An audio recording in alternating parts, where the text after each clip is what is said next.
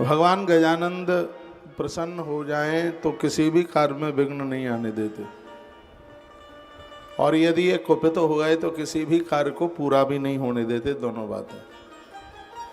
एक बड़ी सुंदर कथा आती है, बात उस समय की थी, भगवान श्री कृष्ण के विवाह की तैयारियां हो गई थी। चलो भागवत जी में तो ऐसा वर्णन है कि रुक्मिणी हरण हुआ, लेकिन इन कथाओं का और भी ग्रंथों में वर्णन किया गया है।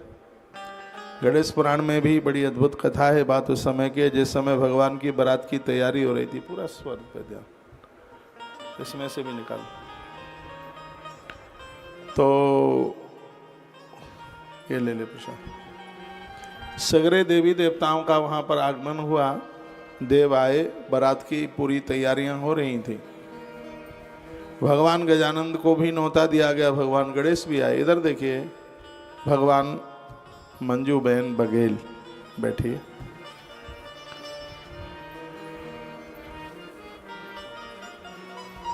भगवान महादेव का भी आना हुआ, वीर कार्तिकेय जी भी चल करके आए। विधाता ब्रह्मा, देवराज इंद्र, सब देवता चल के आए। इंद्र और वरुण आपस में मंत्रणा कर रहे थे।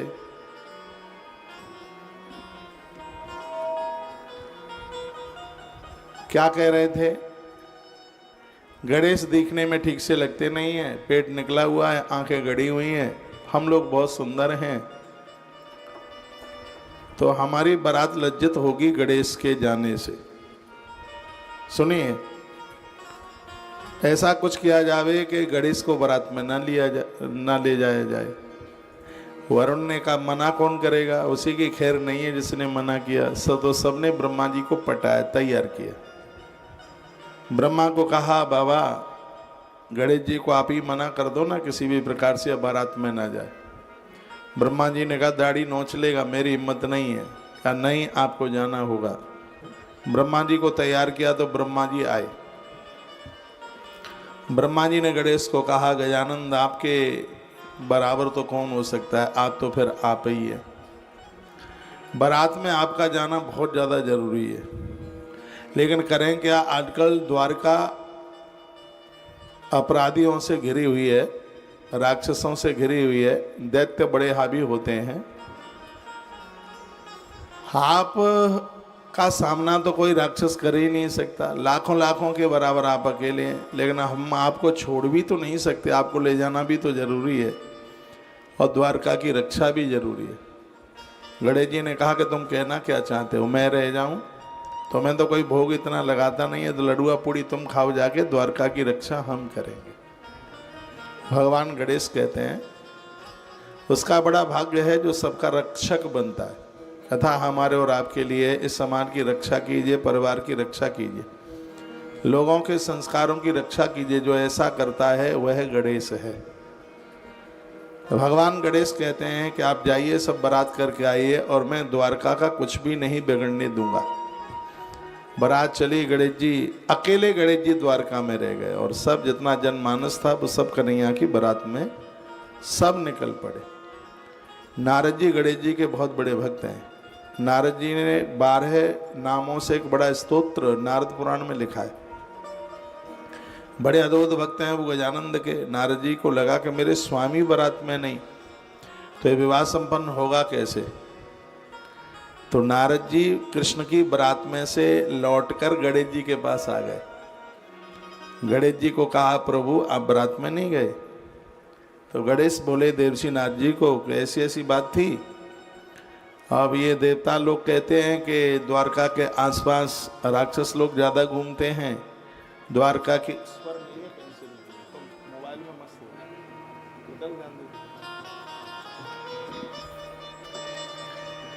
तो मैंने जिम्मा ले लिया है कि हम द्वारका की रक्षा के लिए हम बैठे हैं। हमने ब्रह्मा जी को कह दिया कि लडुआ पूड़ी तुम खाओ, कोई बात नहीं है। नारद जी ने कहा ऐसा नहीं है। ब्रह्मा जी को अपने सौंदर्य, इंद्र को अपनी सुंदरता का घमंड है। वो कहते हैं कि गणेश जी की आंखें गड़ी हुई हैं, पेट निकला हुआ है, वो जानबूझ करके तुम्हें छोड़ के गए हैं। गणेश जी ने कहा अच्छा ऐसी बात है, तो अभी मैं इनको लडुआ खिलाता हूँ। एक आवाज गणेश जी ने लगाई तो 1 करोड़ चूहे इकट्ठे होके आ गए। उन्होंने कहा, नाथ आदेश कीजिए, हमें क्या करना है? कहा, बारात जहां से जा रही है धरती को पोला कर दो, खोद खोद करके। चूहों ने ऐसा ही किया, जितने वाहन गए सो धड़ाम से अंदर सब जमीन में बैठ गए, नीचे जाके सब गड्ढे में नीचे चले गए। ब्रह्मा ने कहा, ये हुआ कैसे, किसने किया? नारद जी ने कहा, ये लंबे पेट वाले की करामात है। गणेश जी को छोड़ करके तुम लड्डू खाना चाहते हो, गणेश को छोड़कर तुम बारात करना चाहते हो, तो ये बिल्कुल संभव नहीं है। गणेश के बिना तो कोई विवाह पूरा हो ही नहीं सकता। ये नारद जी के शब्द थे। और मेरी इस बात का विश्वास करना, विवाह में भगवान का पूजा पाठ पूरा करना, जब ये सब नहीं हो रहा है तभी तो तलाक जैसी पोजीशनें बन रही हैं, स्थितियां बन रही हैं। साल साल तक रिश्ते चल नहीं रहे हैं, इतना तलाक हो रहा है, क्योंकि आजकल शादियां डेकोरेशन वाली बन गई हैं। उसका पूजा पाठ सदाचार जो था वो सब लुप्त हो रहा है। विवाह में मंडप का बड़ा महत्व होता है। 2-4 शादियां मैं भी साल में 2-1 तो अटेंड कर ही लेता हूँ। सब कुछ दिखाई देता है, लेकिन मंडप दिखाई नहीं देता। हाँ, जैसे पंडित जी लोगों का आदर करना भूल गए।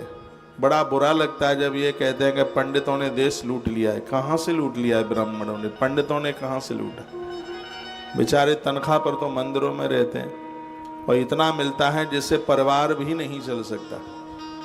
इसलिए तो आज ब्राह्मण लोग भी मंदिरों से किनारा करते हुए, वेद इत्यादि से किनारा करते हुए, उन्होंने भी अपना व्यवसाय, व्यापार और नौकरियां करना शुरू कर दिया। परिवार तो उन्हें चलाना है। इतना बुरा बोलते हैं, पंडित जी भी नहीं कह सकते, पंडिता पंडिता कहेंगे। पता नहीं ब्राह्मणों ने इनका क्या बिगाड़ा है। ब्राह्मणों का मालिक परमात्मा है, नहीं तो लोग कमी नहीं छोड़ रहे हैं इनको कोसने में। यही कहेंगे, इन्होंने देश खत्म कर दिया, इन्होंने देश खराब कर दिया है। इनको कोई सुधारने की बात कहें तो फिर उनको बेचारों को गालियां मिलती हैं। और मैं ये कहना चाहूँगा कि ब्राह्मण इस धरती का देवता है। इसको गालियां देने से अपने पुण्य छीण मत करो। इनको गालियां देंगे, खानदान में रोने वाले पैदा नहीं होंगे। ये धरती का देवता है, इसको कोसोगे, इसको गालियां दोगे तो सगरे पुण्य छीण होंगे, कुछ बचेगा ही नहीं। तो तलाक वाला कहीं होंगे और क्या होगा। हर जगह ध्यान होता है, लेकिन एक ब्राह्मण और वो पूजा के लिए कोई सामान मांगे तो उसके ऊपर टूट पड़ते हैं। शादी करेंगे 25 लाख की, 50 लाख की, और ब्राह्मण ढूंढेंगे 500 रुपया वाला मिल जाए, बस नाम का ब्राह्मण मिल जाए, बस यही ढूंढेंगे। यदि उसने कहीं 2100 या 3100 रुपया मांग लिया तो पूरे घर का ब्लड प्रेशर बढ़ जाता है। इतनी दिक्कत होती है, इतनी परेशानी होती है, पता नहीं कौन से गांव मांग लिए ब्राह्मणों ने। और आज यह वर्तमान समय में यह हो रहा है, और ये बिल्कुल भी शुभ नहीं है, ये बिल्कुल भी ठीक नहीं है। धरती का देवता ये, नमो ब्रह्मांड देवाय गौ ब्राह्मण हिताय च जगद्युताय कृष्णाय गोविंदाय नमो नमः। देवता भी जिसकी पूजा करते हैं वो बहुत वंदनीय है, वो बहुत प्रणाम के लायक है। ये चाणक्य है, ये सुदामा है, ये चाणक्य है, ये गौतम है, ये भारद्वाज है।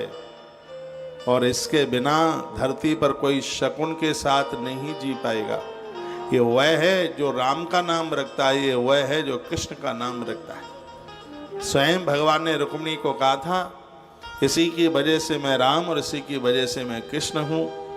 मैं बहुत आनंद के साथ कहना चाहूँगा, इसका आदर होना चाहिए। यह धरती की सत्ता है। जिस दिन ये नहीं रहेगा, ये धरती के संस्कार समाप्त हो जाएंगे। मनुष्य पशुओं से भी नीचे गिरा हुआ हो जाएगा। बड़ भाग्य वह है जिनके घर में ब्राह्मणों के चरण पड़ते हैं। ब्राह्मण जिस घर में अपने चरण डाल दे, ऐसा लगता है कि उस घर में गंगा सागर चल के आ गया है। हमने ब्रह्म पुराण में पढ़ा है। यह किसी के घर में 2 ग्रास खा करके चला जाए तो पुरखे नृत्य करते हैं, नाचते हैं।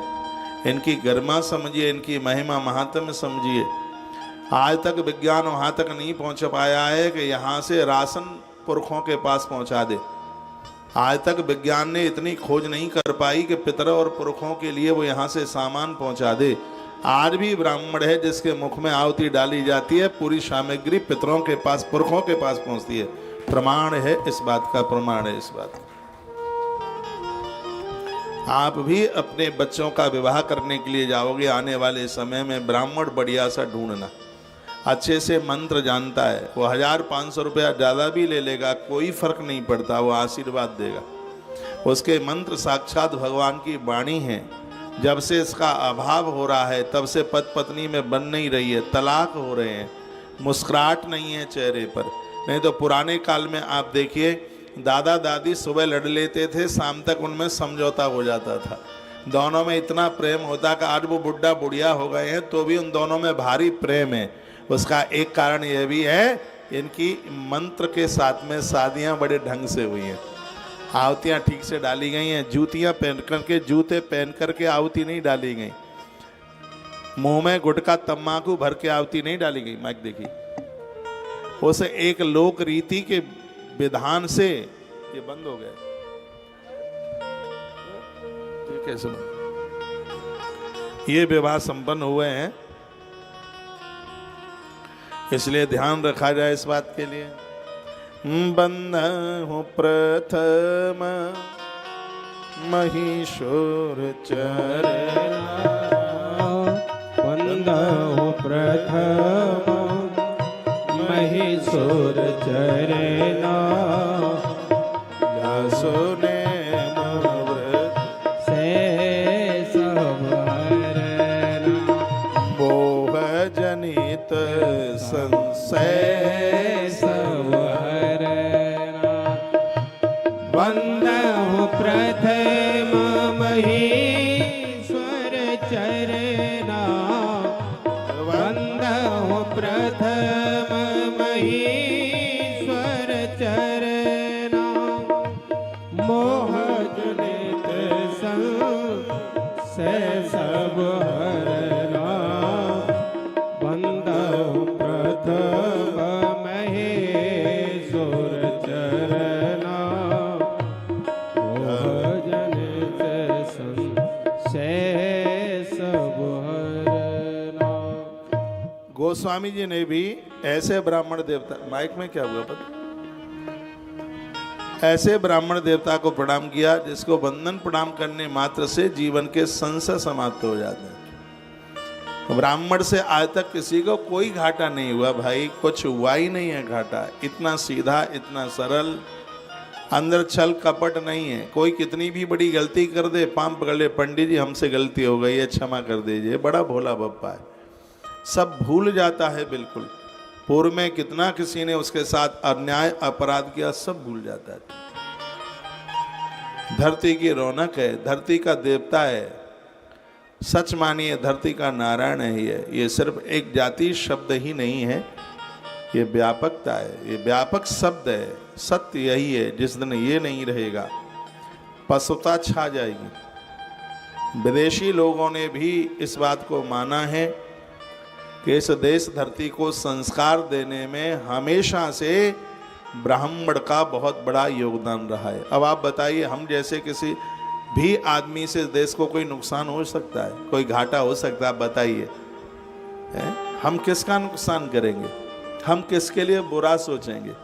हम जैसे लोग तो सुबह से लेकर के शाम तक पूरे जीव जगत के लिए प्रार्थना करते रहते हैं।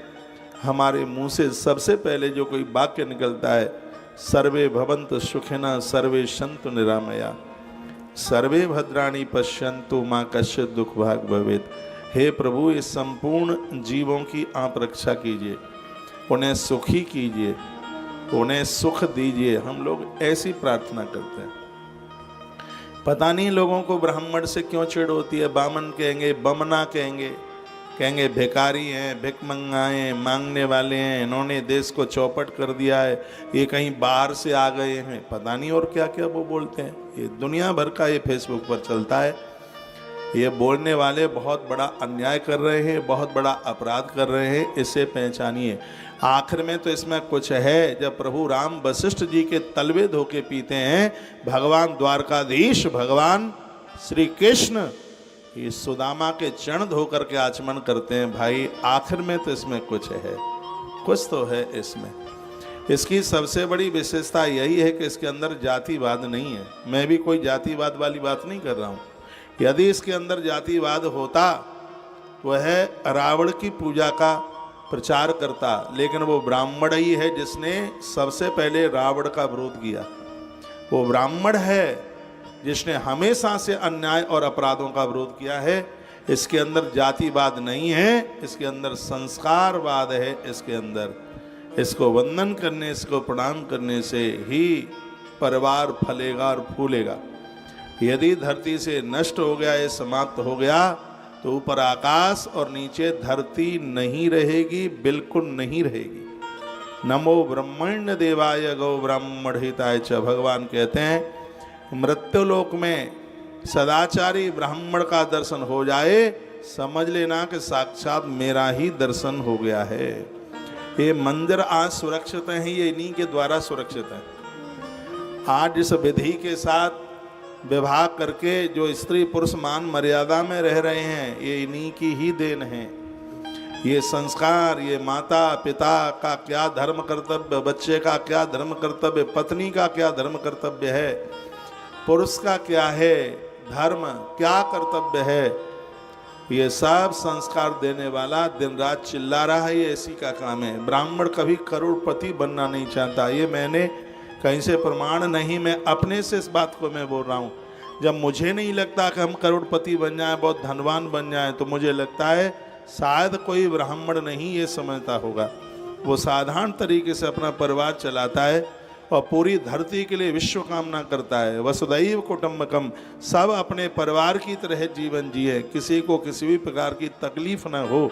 ये हमेशा प्रातः जागने से लेकर रात्रि तक जब सो जाता है, तब तक उसके अंदर से यही शब्द उच्चारित होते हैं। सच मानिए हम बड़े बड़भाग्य भाग्यशाली हैं यदि इनके प्रति हमारी श्रद्धा। मेरी तो ये बात सुनने में भी बहुत को बड़ा कष्ट होता है, बहुत परेशानी होती है। कहते हैं आप बड़े ब्राह्मणों के पक्षधर है।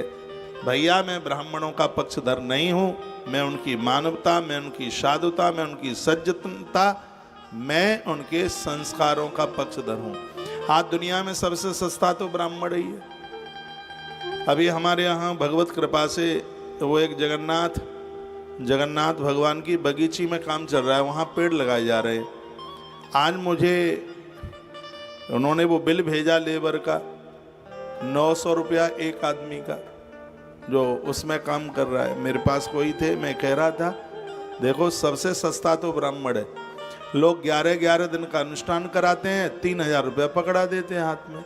फिर ये कहते हैं कि पता नहीं कौन से गांव लगा करके दे दिए।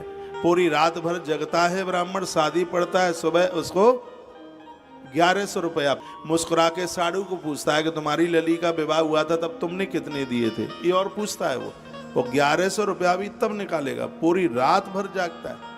लगन में वो आवे दरवाजे से लेकर के और सुबह तक, जब तक विदाई नहीं हो जाती तब तक लगा रहता है। और सब घूर घूर के देखते हैं। दक्षिणा का मंत्र बोलता है तो मूंछों में हंसते हैं, होठों में मुस्कुराते हैं। पता नहीं कौन सा ऐसा क्या मांग लिया है। ये बिल्कुल भी ठीक नहीं है।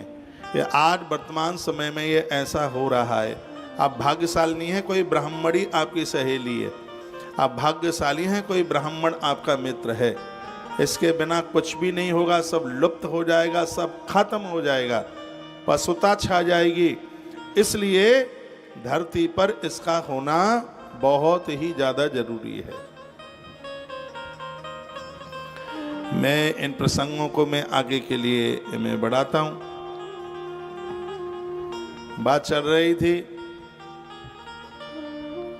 गणेश जी ने अपनी फौज को कहा तो उन्होंने वो गड्ढा खोद दिया, सब नीचे उसमें गिर गए। देवसी नारद जी ने कहा कि जिसका तुमने अपमान किया ये उसी की करामात है। ब्रह्मा जी को गलती का एहसास हुआ, वहीं आह्वान किया, भगवान गणेश वहीं प्रकट हो गए। सब देवताओं ने गलती का एहसास किया। भगवान गजानंद ने उन्हीं चूहों को कहा कि जिस धरती को तुमने खोदा है उसको एकदम बिल्कुल सही से कर दो, ठीक से कर दो। तब कहीं वह विवाह संपन्न हुआ और इस विवाह में स्वयं बृहस्पति जी महाराज ने मंत्रों का उच्चारण किया। बड़े हर्ष और उल्लास के साथ विवाह संपन्न हुआ।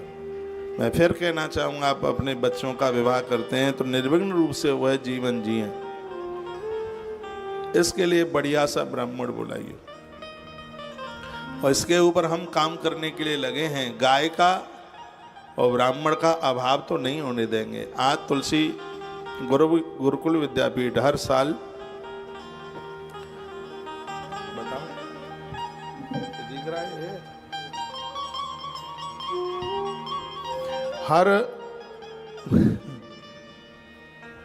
हर वर्ष सैकड़ों ब्राह्मण तैयार करता है गुरुकुल में। छोटे छोटे बच्चे 9 साल से लेके 12 साल के बच्चों का एडमिशन होता। इनकी कमी ना आवे। यदि इनकी कमी आ गई तो बहुत नुकसान, देश को बहुत नुकसान हो जाएगा, बहुत घाटा हो जाएगा। ऐसी भगवान गणेश जी की कथा सुन रहे। मंत्रानाना विधा देवी नाना सिद्धि प्रदायका। सगरे देवताओं में सबसे पहले जिनको पूजा जाता है, अपने घर की पूजा में भी सबसे पहले भगवान गणेश का पूजन कीजिए। गजाननम भूत गणाद सेवतम कपित जम्बू फलचार भक्षणम उमा सुतम शोक विनाश कारकम नमामि विघ्नेश्वर पाद पंकज। एक मंत्र याद कर लीजिए, ओम गम गणपतये नमः।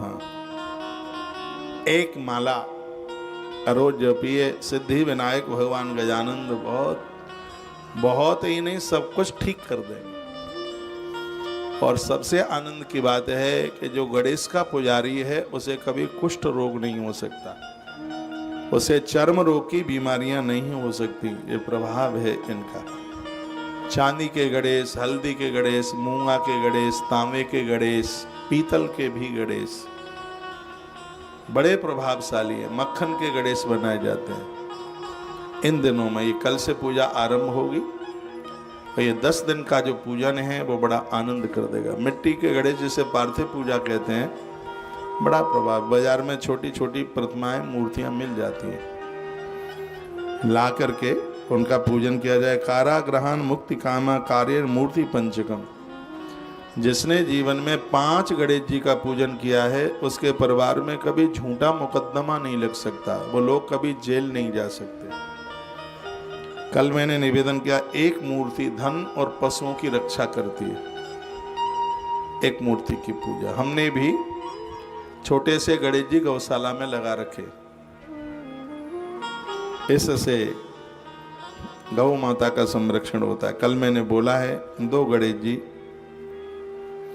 बिगड़े हुए कामों को बनाते हैं। 3 गणेश जी सर्व प्रकार की संपदा, बाजार में कोई रुपया पैसा ना मारा जाए। 4 गणेश जी चारों पुरुषार्थों को देते हैं। बच्चों के विवाह में देरी हो रही है, 1 साल तक उनकी माता या पिता 4 गणेश जी को पूजते हैं।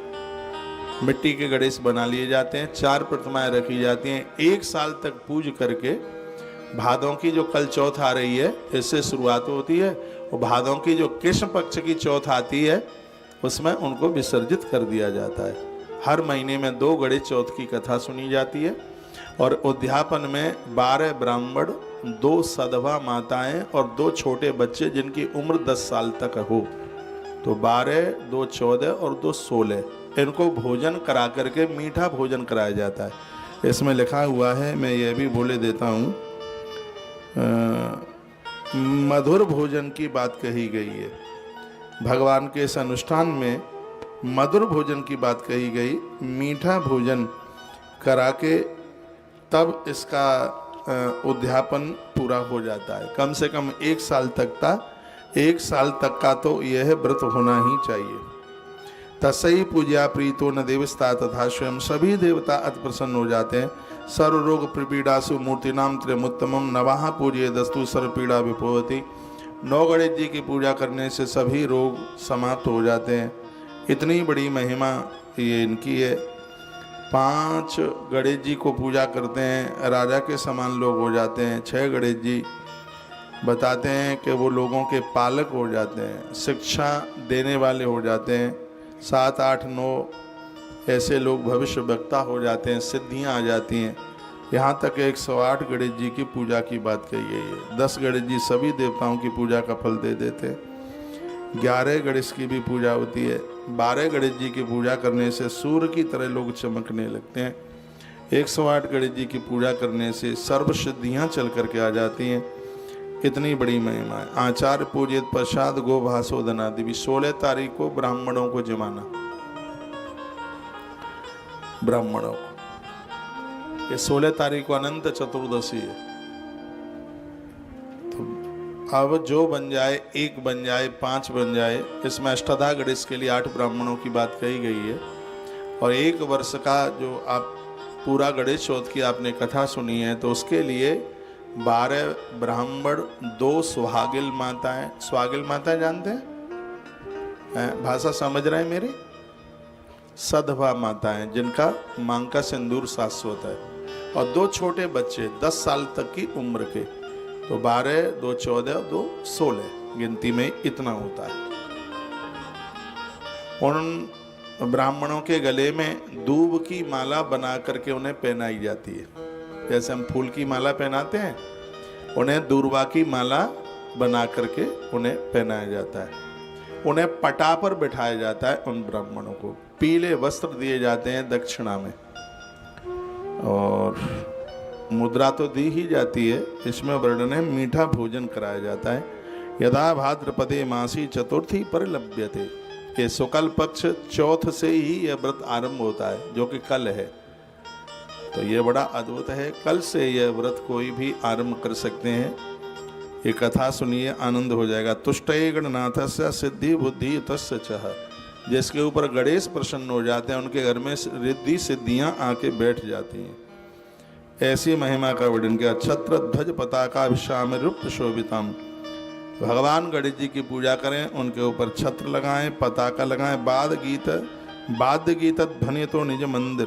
उनको रात्रि में आरती करते हैं। नगाड़े बजाइए, ढोलकी बजाइए, तालियां बजाइए, खूब आरती कीजिए। ये 10 दिन का उत्सव है, उसकी बड़ी महिमा का वर्णन है। तो ये आप कर सकते हैं। फिर वो मैंने कल बोला ही था, महाजलाशयम गत्वा विसर्जित जलम। मिट्टी की प्रतिमाएं लंबे समय तक घर में नहीं रखी जाती हैं, इसलिए उनका विसर्जन करना बहुत ही ज़्यादा जरूरी होता है। तो भगवान गजानंद प्रसन्न होकर के वर्णन किया गया है कि ये सभी विघ्नों को दूर कर देते हैं। ब्रह्मचर्य व्रत स्थिता कर्तम व्रतम उत्तमम उपवासिक भक्ताभ्याम नक्तई नायाचते नवा। इसमें एक समय आप भोजन कर सकते हैं। अक्षार मधुरम भुंजन भक्त नाम आते व्रतम। इसमें मीठाई भोजन कीजिए। 10 दिन नमक ना खाएं, कोई फर्क नहीं पड़ेगा। आप खा सकते हैं नमक, लेकिन उसमें 50% ही उसका फल मिलेगा। कोई भी व्रत होता है, उसमें नमक छोड़ने से उसकी महिमा ज़्यादा बढ़ जाती है। कहा गया है, चतुर्थ काले भुंजित अविश्यानम समाहिता। दिन भर व्रत कीजिए, रात्रि को सूर्य अस्त के बाद भोजन कर लीजिएगा। आरती करने के तत्पश्चात यदि नहीं बनती है तो 1 भुक्तीन यानी 1 बार भोजन आप कर लें। जपन गाड़ेश्वरी विद्या। इसमें गणेश्वरी विद्या है, जिस मंत्र में ओम गम गणपतये नमः इस मंत्र का जप होना चाहिए। तो इस प्रकार से इस व्रत की माइक बिल्कुल गड़बड़ है। देखो, प्रतिदिनम तो गणेशस्य नानेन सदृशम चितौ। यदि कोई प्रत्येक दिन भगवान गणेश का जप करता है तो धरती की संपूर्ण सिद्धियां उसके पास चल के आ जाती हैं। जल के देवता भगवान गणेश हैं। गणेश जी की सेवा पूजा करने वाला व्यक्ति, जल से उसको खतरा नहीं रहता। बहुत ध्यान से सुनिए। दुर्गा माँ की पूजा करने से अग्नि से खतरा नहीं रहता। महादेव की पूजा करने से पृथ्वी लोक में किसी भी प्रकार से खतरा नहीं रहता। भगवान शंकर धरती पर रेंगने वाले जीवों को, धरती पर चलने वाले जीवों की रक्षा करते हैं। गणेश जी जल से रक्षा करते हैं। माँ दुर्गा अग्नि से रक्षा करती है। भगवान नारायण आकाश में जीव की रक्षा करते हैं। नारायण की कृपा होगी, ऊपर आकाश में अंबर में उड़ रहे हो, हवाई जहाज में बैठे हो, कहीं कोई दिक्कत न हो, ये भगवान नारायण की कृपा से सुरक्षा रहती है। कोई पेड़ टूट टाट के ऊपर ना गिर जाए, कोई तूफान के द्वारा कोई दीवारें टूट करके ना गिर जाएं, इसमें सूर्य भगवान रक्षा करते हैं। क्योंकि वायु तत्व के देवता सूर्य हैं, इसलिए कहते हैं कि सूर्य भगवान को अर्घ देने वाले लोगों को गठिया दर्द नहीं होता। ये गठिया में, ये गांठों में, ये वायु के प्रकोप से ही तो होता है ये दर्द। ये पीड़ा उसी से तो होती है। इसलिए मैं इतनी बार कहता हूँ कि सूर्य भगवान को नित्य अर्घ दिया करो। 31 साल से चिल्ला रहा हूँ, आप मेरी बात मानते नहीं। फिर मुझे मिलने को आते हैं, बिल्कुल घुटने पर हाथ लगा के, कमर पे हाथ लगा के, बैठा जाता नहीं है, खड़ा होता जाता नहीं है, पूरा शरीर दुख रहा है।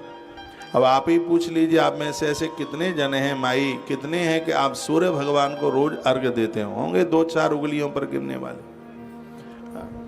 सूर्य भगवान को तो अर्घ नित्य दीजिए। माइक देख ले भाई। तो वायु के देवता सूर्य भगवान है, आकाश शब्द के देव भगवान नारायण है, धरती के देवता महादेव हैं, अग्नि की देवी दुर्गा है, ये 5 ही देवता तो प्रमुख है, और जल के देवता भगवान गणेश हैं।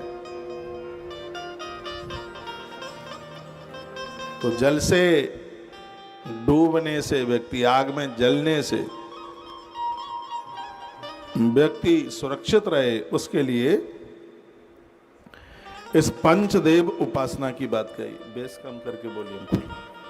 पंचदेव उपासना की बात कही। ये उपवास कोई 12 महीने तक कर ले, रात में केवल एक बार बस भोजन कर ले, सूर्यास्त के पश्चात रात्रि में। यह भी इसमें वर्णन किया। चतुर्थ काले भुंजी तविष्यानो समाहिता, चतुर्थ काल रात्रि के समय में अच्छारम मधुरम भुंजन, मधुर मीठा भोजन कर ले। न्यूतम बा युतम बापी प्रथम जपिष्यते, आप 100 नाम, 1000 नाम, 10,000 नाम, जितना आप ले सके, और कम कर दिए, जितना आपसे बनता है उतने भगवान के नाम जरूर लीजिए। गंध अक्षत धूप दीप नैवेद्य विदई रपी, एक विधान के साथ ये चीज़ें, भगवान को गंध है, दिया है, ये चीज़ें चढ़ाने से यह पूजा पूरी होती है। वर्णन किया गया किसकी चीज़ का भोग लगता है, वो कल हमने आपके बीच में निवेदित किया है, वीडियो भी डल गई है, उसको भी आप सुन लीजिएगा। उस संदर्भ में फिर एक कथा सुनाई।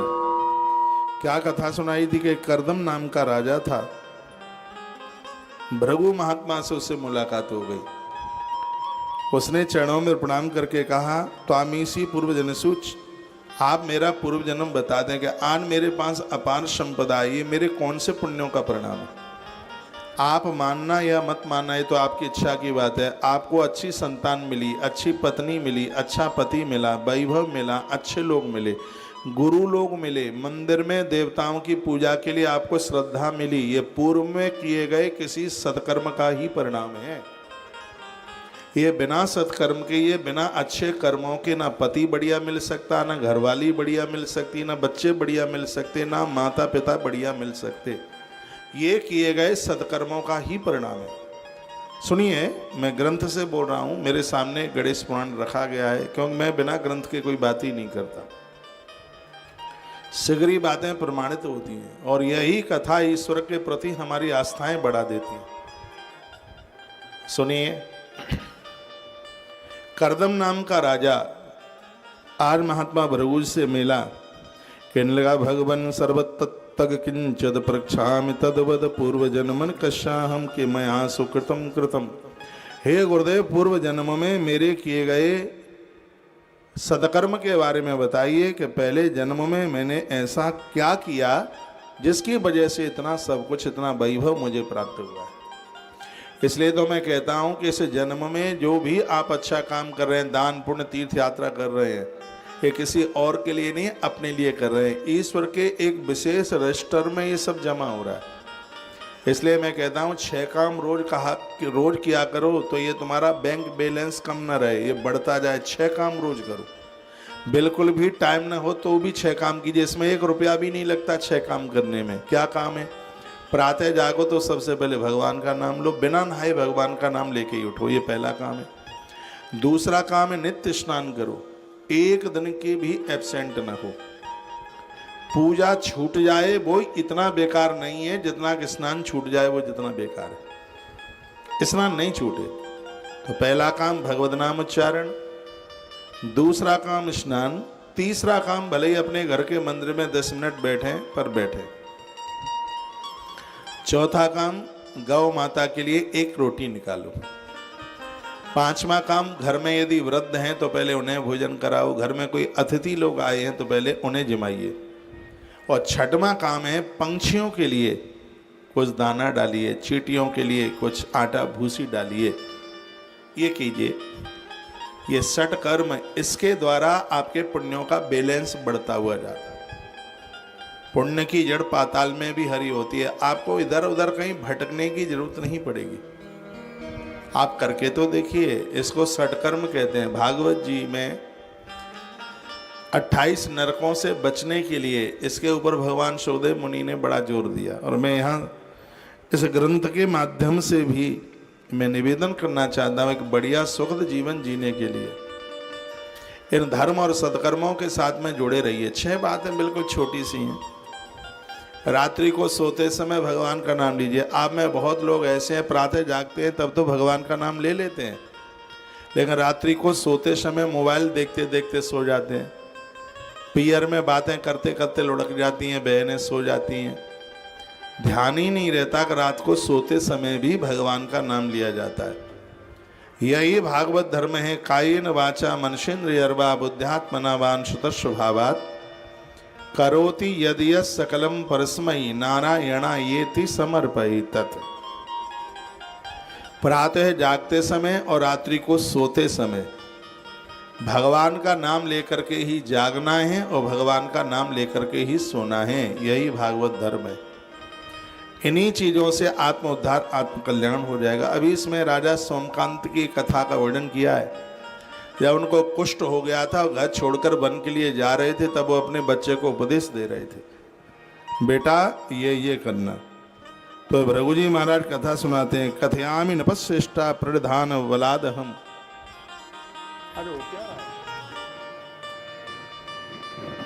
राजन, तुमने हमें पूछा है कि पूर्व का ऐसा कौन सा पुण्य है जिसकी वजह से मेरे पास इतनी संपदा है, तो हम तुम्हें बताए देते हैं। राजन, त्वामासी पूर्व जनसु क्षत्रिय दुर्बल सुचि। पहले जन्म के तुम एक क्षत्रिय थे, गरीबी बहुत थी, बहुत मेहनती आदमी थे तुम, लेकिन घर में पैसा टिकता नहीं था, बच्चे भूख से त्रसित हो रहे थे, बहुत परेशान हो रहे थे, और तुम बड़े बेचैन थे। तुम मरने के लिए वन में पहुंचे, तो तुम्हें उस जंगल में एक महात्मा का आश्रम दिखाई दिया जिनका नाम था सौवरी ऋषि। वो ज्यादातर ऐसे माता यमुना के किनारे पर ही रहते थे। सौवरी महात्मा तो बड़े तपस्वी हैं, बहुत तपस्वी महात्मा सौवरी। तुम उनके पास पहुंचे, तुमने उनके चरणों में बैठे हुए बहुत जनों को देखा जो अपना समाधान मांग रहे थे। साधन हो तो जगत में आग लगी, आकाश में झरझर गिरे अंगार। साधन हो तो जगत में तो जर जा तो संसार। यदि ये महापुरुष न होते तो सब कुछ खत्म हो गया होता, कुछ बचता ही नहीं। महापुरुषों के चरणों में बैठकर फालतू बातें नहीं, जिंदगी का समाधान उनसे पूछ लीजिए। संत दरस में पातक टरई। इनके दर्शन मात्र से पातक समाप्त हो जाते हैं। संत की परिभाषा है जो भगवान की ही सुनाते हैं और भगवान की कथा ही सुनते हैं। भगवान ने बताई उनकी परिभाषा। सुनि मोनि संतनि के गुण कहूं। सुनि मोनि संतनि के गुण कहूं। ताते में उनके बस रे। सुनि मोनि संतनि के गुण कहूं। सुनि मोनि संतनि के गुण कहूं। ताते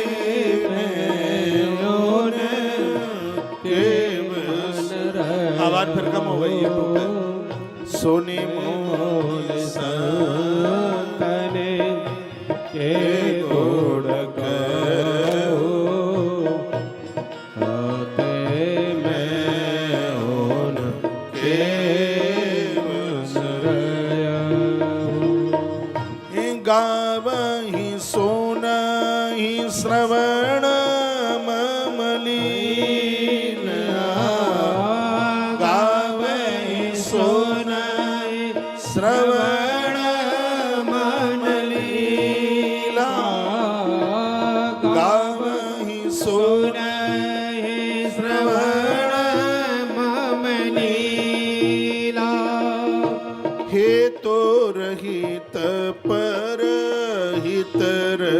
शीला गावहि सुनहि श्रवण मम लीला गावहि सुनहि श्रवण मम लीला हितो रहित भरत शीला। बोलिए गजानंद भगवान की जय हो। तो ऐसे साधु सबका कल्याण करते हैं, इनके चरणों में आस्था है तो ये भगवान की बड़ी कृपा है, क्योंकि बिनु हरि कृपा मिले ही नहीं संता। भगवान की कृपा के बिना संत नहीं मिलते। यदि साधु एक रात्रि किसी के घर में रुक के चला गया है तो उसने जो पूजा पाठ किया है 12 साल के लिए वो परिवार सुरक्षित हो जाता है, सुरक्षा कवच पहन लेता है। समझिए इतनी बड़ी महिमा, इतना बड़ा महात्म्य इनका है। लेकिन ये भगवान की बड़ी कृपा होती है तब इनसे मिलना होता है। ये बुलाने से नहीं, ये भगवत कृपा से आता है। बसंत आता है तो प्रकृति खिलती है, और संत आता है तो संस्कृति खिलती है। इनका आगमन, इनका आना इतना शुभ है। राजा करदम को महात्मा भृगु कथा सुनाते हैं, कहते हैं पहले जन्म में तुम क्षत्रिय थे,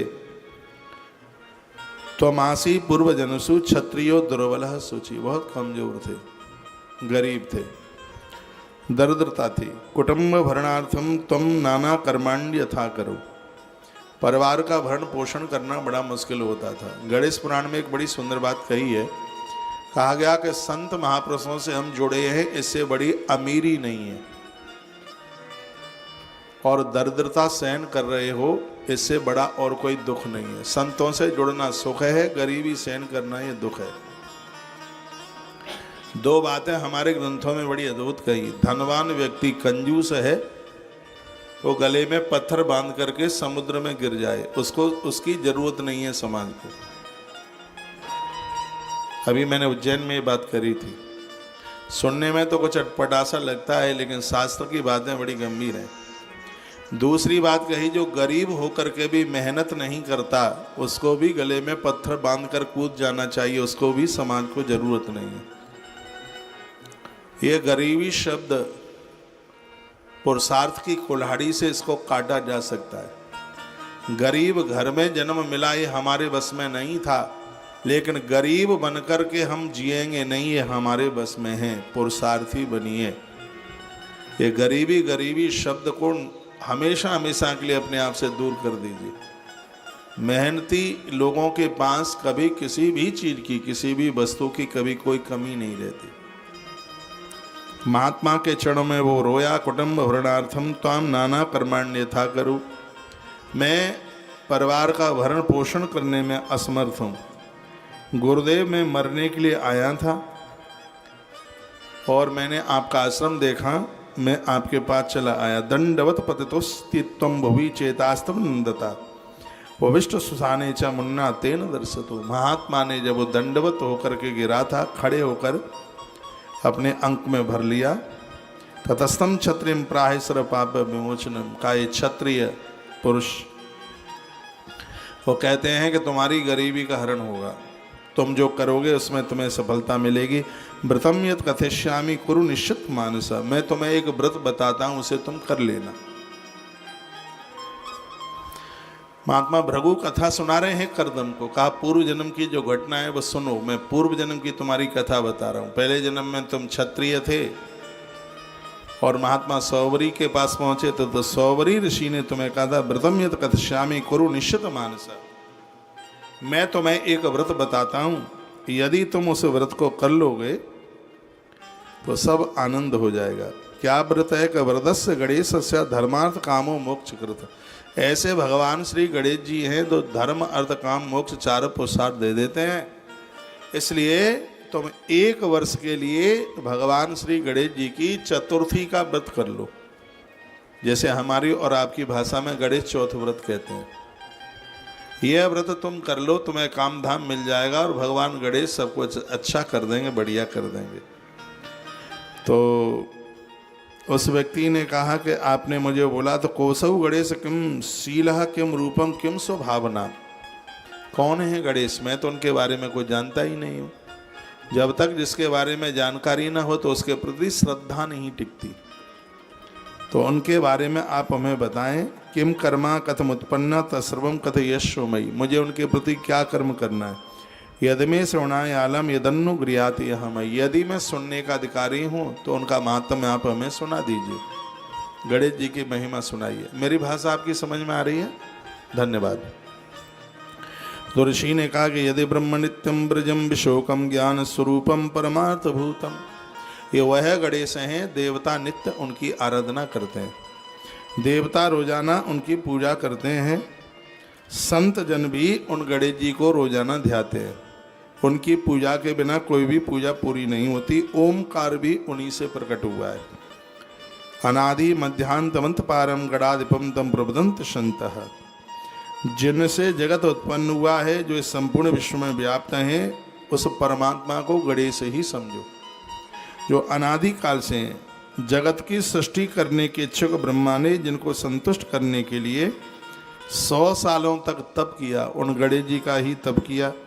तदनंतर भगवान गणेश ने प्रसन्न होकर के और विधाता ब्रह्मा को धरती के सृजन का आशीर्वाद दिया। उन्होंने सिद्धि और बुद्धि नामक 2 कन्याओं को अपने मन के संकल्प से सृष्टि करके विधाता ब्रह्मा जी ने विश्वकर्मा के माध्यम से 2 कन्याओं को प्रकट किया। एक का नाम था रिद्धि, दूसरी का नाम था सिद्धि। इन्हें सिद्धि और बुद्धि भी कहते हैं। विश्वकर्मा जी के द्वारा उन्हें प्रकट किया और विश्वकर्मा जी ने अपनी वह 2 कन्या भगवान गणेश जी के लिए ब्याह दी, सिद्धि और बुद्धि। अद्भुत देवियाँ हैं जिनकी कथाएं आप अभी आगे आप सुनेंगे। क्षत्रिय ने कहा, हे मुनिश्रेष्ठ, अब मुझे यह बताइए कि यह व्रत कब से करना चाहिए। तो जवाब दिया, यह व्रत भादों के शुक्ल पक्ष में पड़ने वाली जो चौथ है, चतुर्थी है, इसको शुरू कर दें सभी दुखों को दूर करने के लिए। और आप ये संकल्प करें कि मैं ये व्रत करूँगा। ये कह दिया। 81 नंबर का बड़ा अद्भुत श्लोक है। कहा कि तमाराध्याय तनेन सर्व दुखादि विक्षते। बस भगवान को प्रार्थना करके कह दो कि प्रभु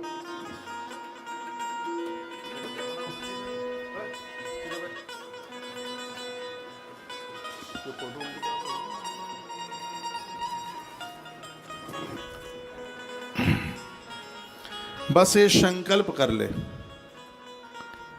उपचारे षोडशवी पार्थिवी गणनायकम, मिट्टी के शिवलिंग बना करके षोडशोपचार से उनका पूजन करना है।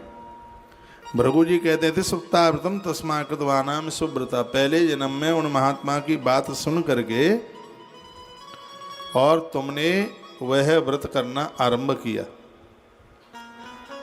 तुमने वह व्रत किया। भगवान गणपति तुम्हारे ऊपर अति प्रसन्न हो गए, भारी प्रसन्न हो गए। प्रसन्न ही नहीं हुए, वो तुम्हारे सामने आकर के प्रकट भी हो गए। बोलो बांके बिहारी लाल की जय, श्री हनुमान जी महाराज की जय हो। जय जय श्री जय जय श्री राधे। आया 2 पंक्तियां बनाई हैं भगवान गणेश जी के ऊपर। मैं इनको गुनगुनाता हुआ फिर इस कथा की तरफ आगे लेकर के आपको चलता हूँ।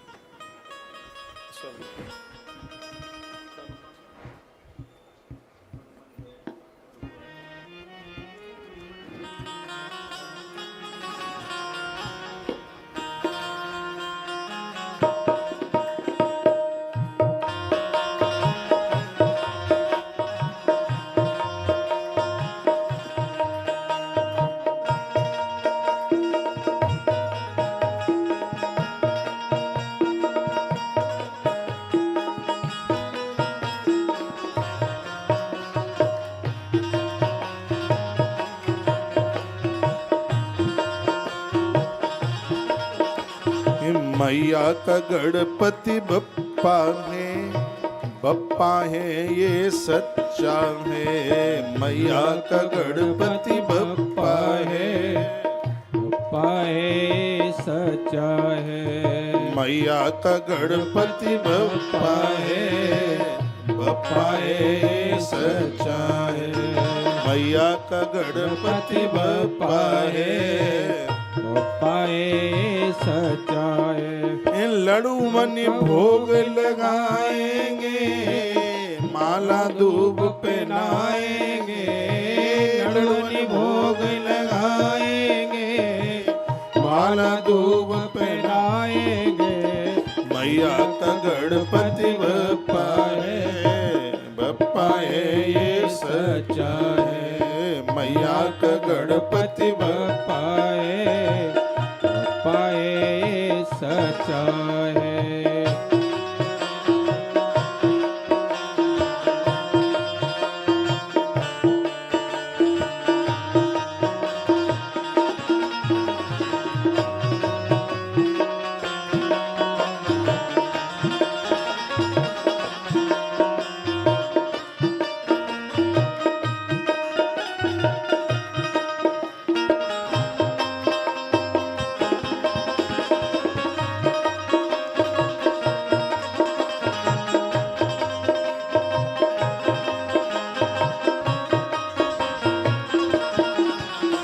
समी दूब गणपति को भारी भाती है। श्रद्धा से जो पूजे विपदा जाती है। समी दूब गणपति को भारी भाती है।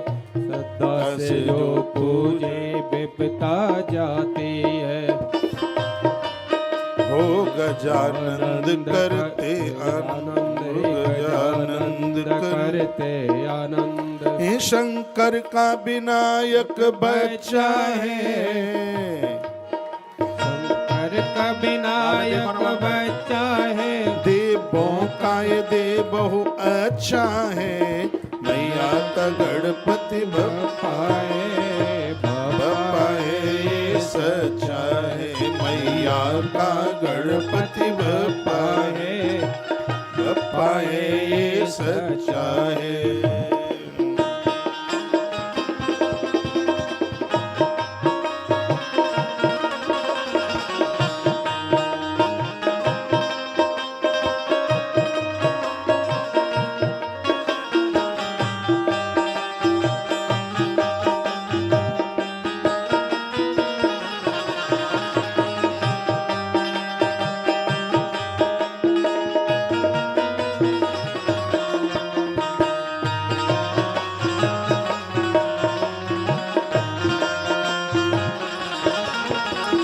गणेश चौथ को बाबा पूजे जाते हैं।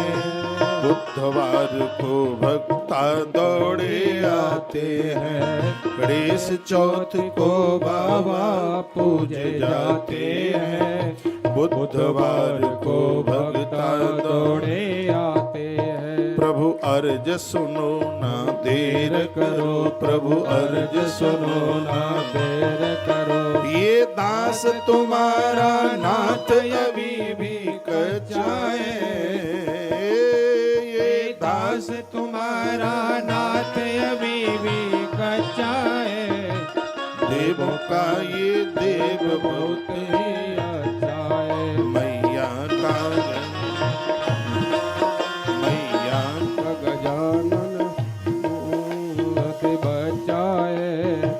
देव का वे देव वे सच्चा है। माँ क्या करेगा तुम्हारा दर्द भाग गई।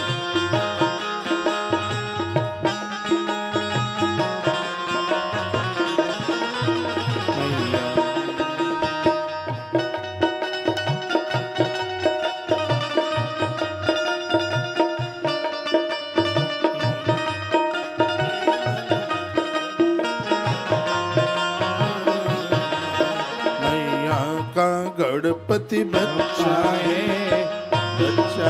ये सच्चा है।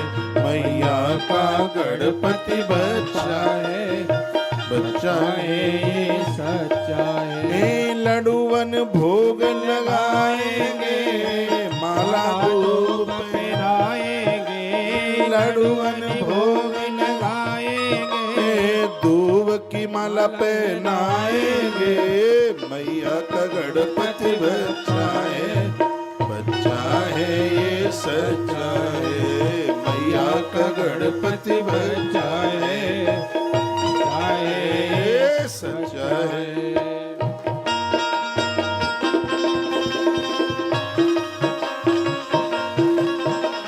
ताली बजाओ।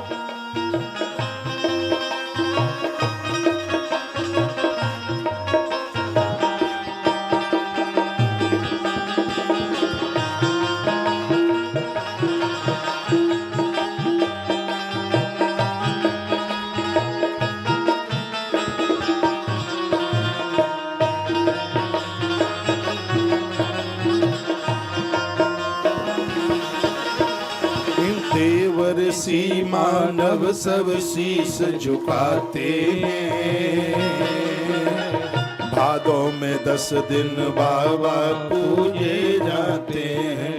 देवर सी मानव सब शीस झुकाते हैं,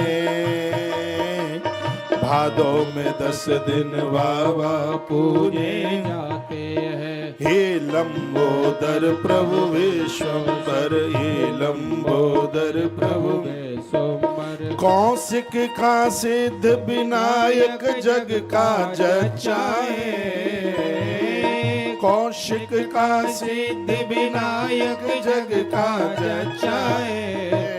देवों का भी देव बहुत ही अच्छा है, मैया का गणपति बच्चा है। देवों का भी देव बहुत ही अच्छा है, मैया का गणपति बच्चा है, बच्चा है ये सच्चा है, मैया का गणपति बच्चा है, बच्चा है सच्चा है।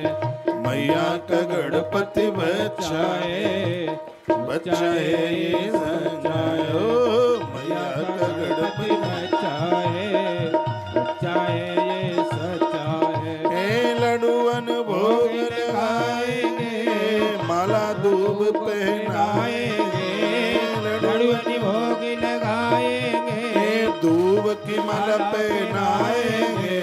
मैया का गणपति बच्चा है, बच्चा है ये सच्चा है। ओ मैया का गणपति बप्पा है, आए ये सच्चा है।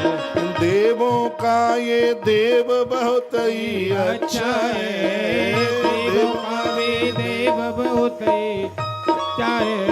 मैया का गणपति बच्चा है, चाहे सच्चा है, मैया का गणपति बच्चा है, चाहे ये सच्चा है। लडुअन भोग लगाएंगे, दूब की माला पहनाएंगे, लडुअन भोग लगाएंगे, दूब की माला पहनाएंगे। मैया का गणपति बच्चा है, चाहे ये सच्चा है। मैया का गणपति बप्पा है, चाहे ये सच्चा है। मैया का गणपति बच्चा है। मैया का गणपति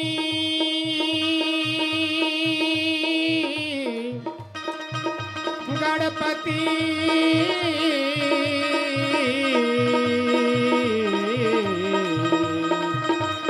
मैया का गणपति बच्चा है, बच्चा है ये सच्चा है। मैया का गणपति बच्चा है, बच्चा है ये सच्चा है। मैया का गणपति बच्चा है, चाहे ये सच्चा है। मैया का गणपति बच्चा है, चाहे ये सच्चा है। मैया का गणपति बच्चा है। चाहे ये सच्चा। लडुअनी भोग लगाएंगे, दूब की माला पहनाएंगे, लडुअनी भोग लगाएंगे, दूब की माला पहनाएंगे। मैया का गणपति बच्चा है, चाहे ये सच्चा है। मैया का गणपति बप्पा है, चाहे ये सच्चा। बोलो गजानंद भगवान बोलिए सिद्धि विनायक भगवान की जय हो। जय जय श्री राधे श्याम। तो ओम गम गणपतये नमः। महात्मा सौवरी ऋषि ने उन्हें वह मंत्र दिया। 1 साल तक उन्होंने इसका जप किया। मंत्र का प्रभाव था। एक दिन ठीक दोपहर के समय में भगवान गजानंद उस क्षत्रिय की कुटिया में प्रकट हो गए और कहा कि तुम्हारा तप पूरा हुआ है, तुम अपने घर के लिए प्रस्थान कीजिए। सब ठाट बाट तुम्हारे बन गए हैं। और स्पष्ट वर्णन है इस ग्रंथ में, स्वयं भगवान गणपति ने अपनी पत्नी रिद्धि और सिद्धि को साथ लेकर के इस क्षत्रिय का भवन बना करके तैयार किया। उसके पास में सर्व प्रकार का ऐश्वर्य चल के आया। महात्मा भृगु कहते हैं कि तुम्हारे पास में आज इतना सब कुछ है, ये भगवान गजानंद की कृपा से तुम्हें प्राप्त हुआ है। फिर उस राजा कर्दम ने अपना पूरा जीवन भगवान गणेश की सेवा में ही निकाला। जगह जगह पर भगवान गणपति के मंदिर बनाए गए, गजानंद भगवान के मंदिर बनाए गए और लोगों को बड़ा आनंद का अनुभव हुआ। भगवान गणेश जी, ऐसी कोई समस्या नहीं है जिसका समाधान इनके द्वारा न होता हो। ऐसे भगवान सिद्धि विनायक, इनकी पूजा बड़े भाव के साथ में हमें और आपको करनी ही चाहिए। गजानंद भगवान हर प्रकार से जीव का कल्याण करते हैं। इस कथा के जो प्रमुख वक्ता हैं, इसके जो प्रमुख श्रोता हैं, उनका नाम है राजा सोमकांत। वर्णन किया गया है कि कुष्ठ जैसी महा बीमारियों को भी दूर कर देता है भगवान गणेश का चरित्र। कल से हम आपको इनकी उपासना विधि के बारे में बता रहे हैं। अब उनकी चमत्कारिक कथाएं भी सुन लीजिए, उन्होंने कैसे कैसे जीव का कल्याण किया है। सुनिए। संक्षेपते भ्रमितापि भवदाज्ञा बहुजन्माजितै पुण्यरस्य तो श्रवणम भवेत्। यदि गणेश जी की कथा संक्षिप्त भी मिल जाए तो यह भी पुण्य, बहुत जन्मों का इकट्ठा पुण्य है, तभी ये प्राप्त हो सकता है। गणेशस्य पुराणम यत्रादौ कथयाम्यम दुर्लभम श्रवणम यस मृत्यु लोके विशेषता। इस मृत्यु लोक में भगवान गणेश जी का चरित्र बड़ा मुश्किल है। इसलिए आप देखते हैं टीवी पर भी बहुत कथाएं आती रहती हैं, भागवत राम कथा, शिव महापुराण और भी बहुत कुछ आता रहता है, लेकिन गणेश जी की कथा सुनने को नहीं मिलती। क्यों नहीं मिलती? इसलिए नहीं मिलती, गणेश चरित्र सुनने का सौभाग्य प्राप्त हो पावेगा। ये गणेश चरित्र बिना पुण्यों के प्राप्त हो ही नहीं सकता, इसलिए कथाएं ज़्यादा मिलती नहीं है। वर्णन है पाखंडिना नास्तिका नाम न भवेत पाप कर्मिणा नित्यत्वा निर्गुण अनादि तत्वता। पाखंडी लोग हैं, ऐसे लोग इस कथा के बिल्कुल अधिकारी नहीं है। गणेश स्वरूपम नु भक्तम के नाम शक्य थे। गणेश जी की कथा सुनने वाला और सुनाने वाला ये दोनों गणेश स्वरूप ही होते हैं। सुनने वाले श्रोता भी और सुनाने वाला वक्ता भी, ऐसा वर्णन किया गया। ओमकार रूप भगवान यो वेदोद प्रतिष्ठतः। गणेश जी की कथा सुनने से जिंदगी भर ओम ओम शब्द का उच्चारण करने का पुण्य प्राप्त होता है। जीवन पर्यंत ओमकार शब्द का उच्चारण करने से जो फल की प्राप्ति होती है, भगवान गणेश के चरित्रों को सुनने से उतने ही फल की प्राप्ति हो जाती है। यह पूजंत सततम ब्रह्मेशेंद्र विष्णुवा। गणेश जी को इंद्र, ब्रह्मा और स्वयं भगवान नारायण नित्य पूजा करते हैं, प्रत्येक दिन करते हैं। एक भी दिन ऐसा नहीं निकलता जिस दिन ये सगरे देवता भगवान गणेश जी की पूजा न करे। यो हेतु सर्व जगताम सर्व कारण कारणम। पूरे जगत के हेतु भगवान गणेश हैं। जब कोई नहीं था तब यह थे, और जब कोई नहीं रहेगा तब यही रहेंगे। यदाज्ञा के सजोत विष्णु आद्याज्ञा पालन मात नोति। इन्हीं की आज्ञा से विष्णु पालन, इन्हीं की आज्ञा से ब्रह्मा सृजन, और इन्हीं की आज्ञा से रुद्र इस धरती के उद्धार में लगे हुए हैं। गणेश अनादिकाल से हैं, आज से नहीं, बहुत अनादिकाल से। कहा गया मयूर एक कथायाम तई सादराम निषत्तम श्वेतामस महिमा सोमकांत प्रसंगतः। ये कल मैंने निवेदन किया था कि मयूर पर, सिंह पर, घोड़े पर, चूहे पर, 4 जगह गणेश जी 4 वाहनों पर दिखाई दिए। और ये वह गणेश हैं जो व्यक्ति के संपूर्ण प्रकार के दुखों को दूर कर देते हैं। और गणेश जी की आरती सूरदास जी ने बनाई है। जो हम जो गाते हैं ना, जय गणेश जय गणेश जय गणेश देवा, ये महात्मा सूरदास जी ने यह आरती बनाई है। और इस आरती में ही भगवान गणेश जी की पूरी महिमा को भर के रख दिया है। इसमें भी लिखा है कि 2 पान के जोड़े गणेश जी को चढ़ाओ, बड़े प्रसन्न होते हैं। उसमें भी उन्होंने आरती में लिखा है, फूल चढ़े, पान चढ़े और चढ़े मेवा, लड्डूअन के भोग लागे, संत करें सेवा, जय गणेश जय गणेश जय गणेश देवा। अंधिन को आंख देत,